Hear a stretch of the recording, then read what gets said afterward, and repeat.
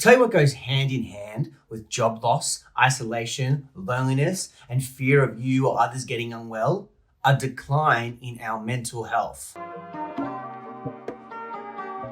Hi guys, this podcast explores the importance of our connection, well-being, and mental health. To reason with someone is to motivate them to do or accept topics, ideas, and issues through discussion and having conversations. This podcast is for those that want to raise their awareness, change their perspective, or just have a good time. My vision is to help people find reason to live, to grow, and to understand. I do that through this podcast, as well as counselling individuals that want to help themselves. No, he needs to know. I just think he's gonna talk and it's gonna make a lot of sense. Hold up. Wait a minute. Something ain't right. One man, one podcast. 3, 2, 1. Reason With Me podcast, episode 5. It's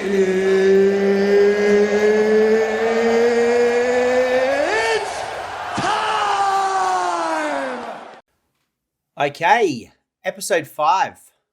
You've made it this far. Hopefully you've listened to 1 to 5 so far. Today's going to be the last episode of the season where you've heard about me talking about some issues and topics and ideas that are all based around our connection, well-being, and mental health. And what's really exciting is the second season is we're going to start to introduce some guests.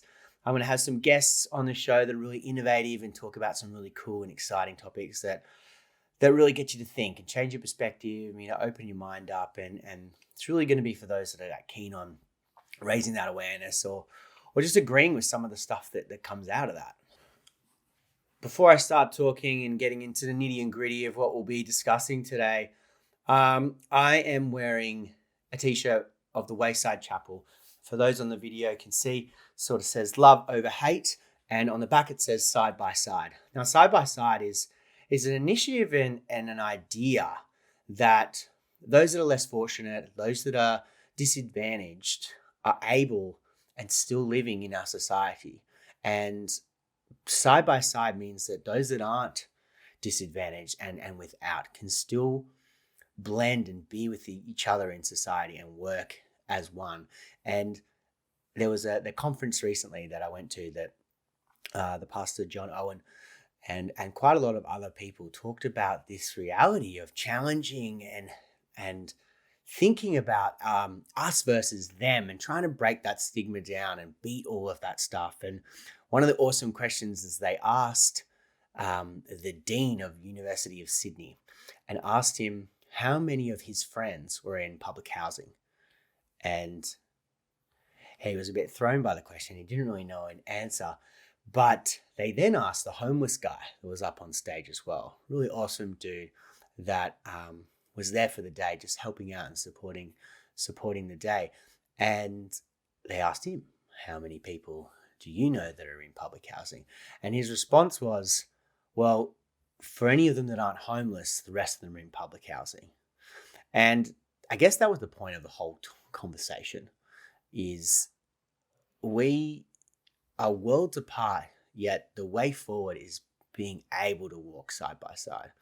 So I'm a huge fan of Wayside Chapel, and I'll link a few of those things on my website, how you can donate to the Wayside Chapel and how you can just look into what they're doing to support the community. If you haven't heard of Wayside Chapel, you don't know where it is. It's in the Cross, and it's just this amazing center. It's quite beautiful, actually, and they run groups there. Odyssey House and myself are now on board with them and run some groups there to support people with drug and alcohol.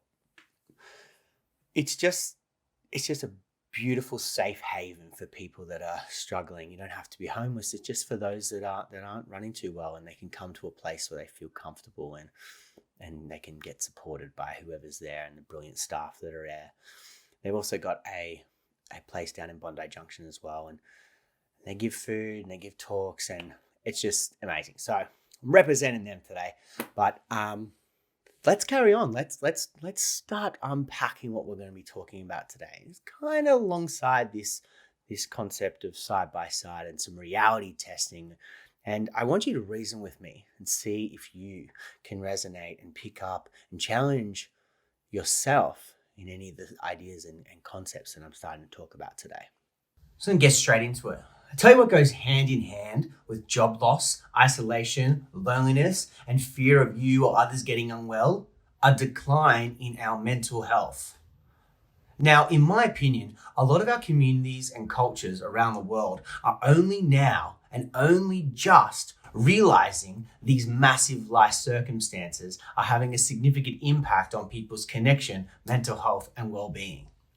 The reality is, this shit has been going on for decades, hundreds of years. We have people without work, in isolation, and having difficulties and grief and loss every single day. I'm hoping that this COVID-19 gets the world woke, that we start to appreciate the fragility of the big bubble that we live in. The statistics are starting to come through with this current pandemic, that with increased job loss and isolation comes increased depression, anxiety, distress, and low self-esteem, and may lead to high rates of substance use disorder and suicide. Not may, it's going to.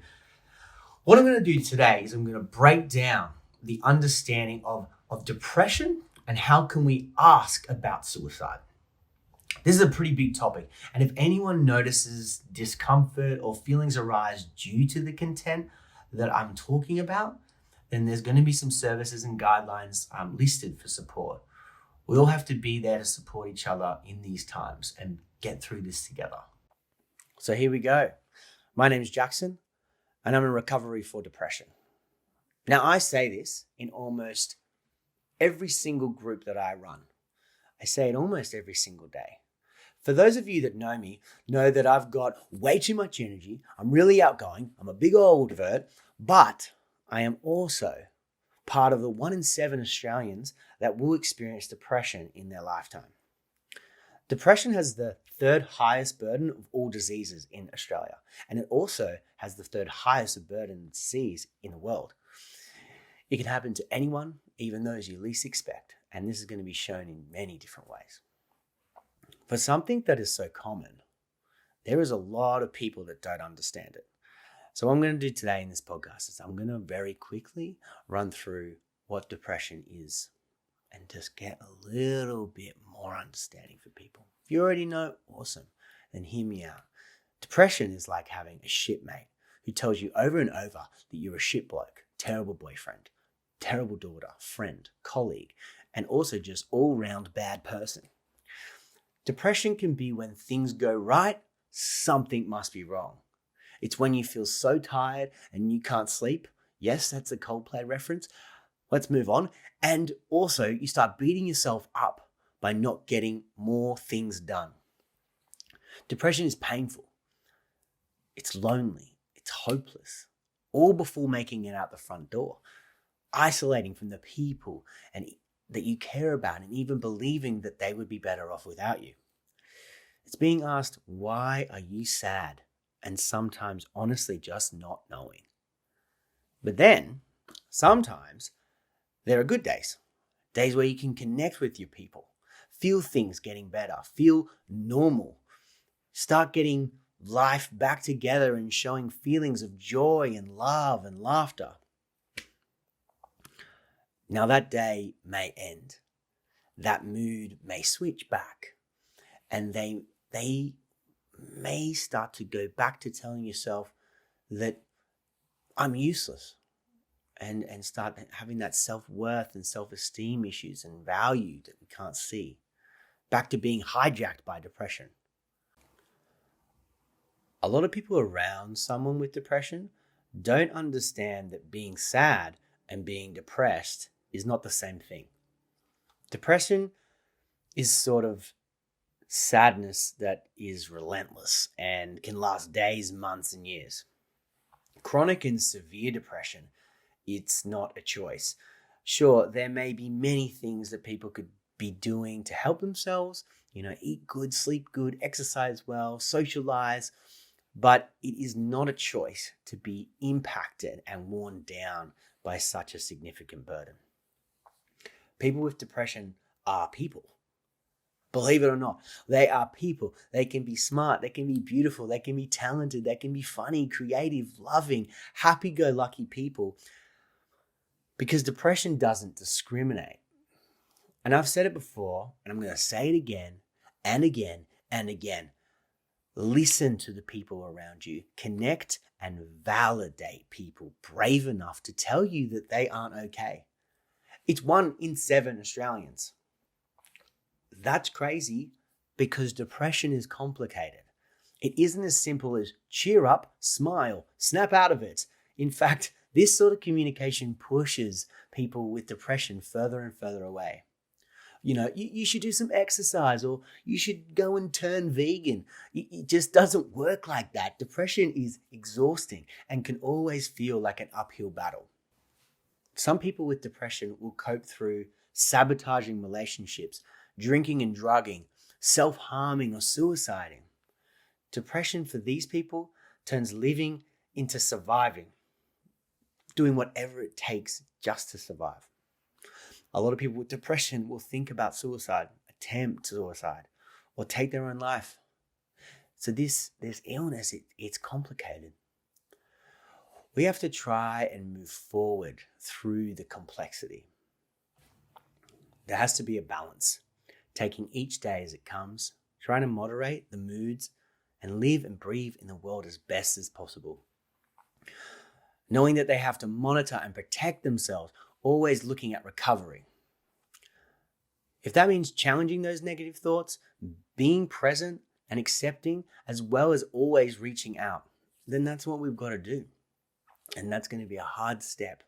But once we take that step, it's a huge step in the right direction. For those without depression, maybe you don't fully need to understand. We all have our own way of giving support and showing that we care.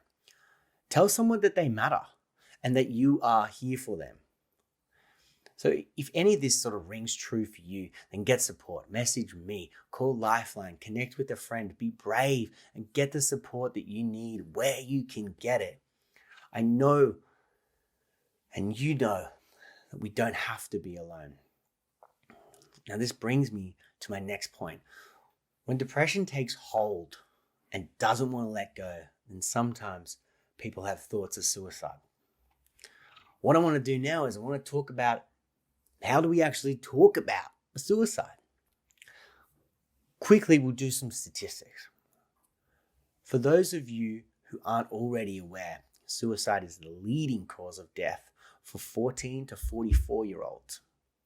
That's a total of 8 people are taking their own life to suicide each and every single day in Australia. 1 in 2 people will experience a mental health condition across their lifespan. I think it's so important to point out that everybody has a role in this, especially in times like this. Now, to break that down, you don't have to be a therapist or a health professional to talk about suicide. I'm going to share some insight, and I want you to reason with me about how anyone can support and look after their mates.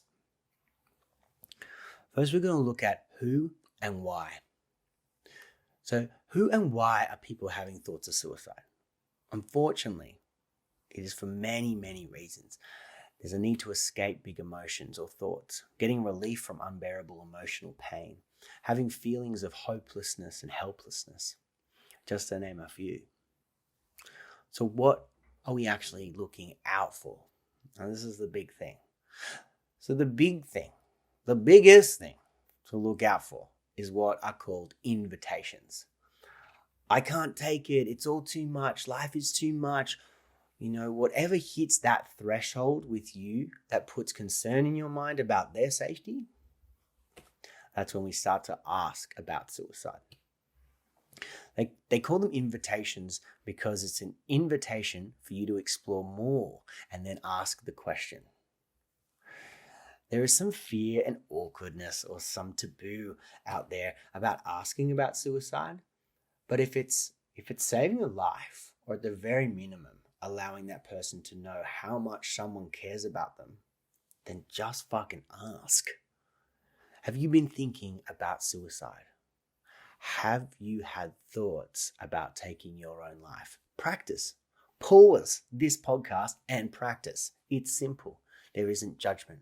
It's just asking, and asking can allow that person to talk it out and be heard. And if they don't choose to talk, you've asked. The next step, big one, listen.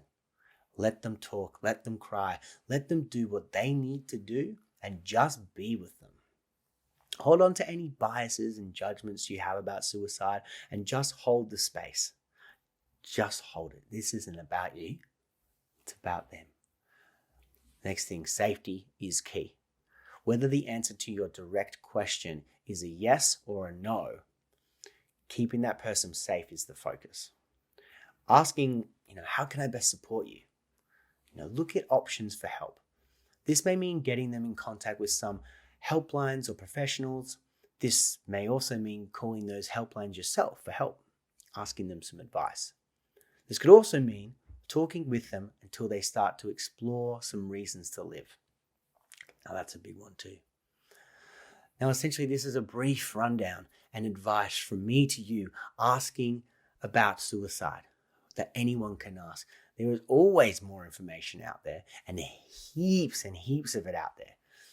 So in this podcast, there are links for more information about different risk levels, creating safety plans, apps, and helpline numbers. And now all of that can be found in Find Reason Therapy. Go into the podcast section, figure out where your podcast sits, and it'll be smack bang right there, guidelines and services that are out there to support people.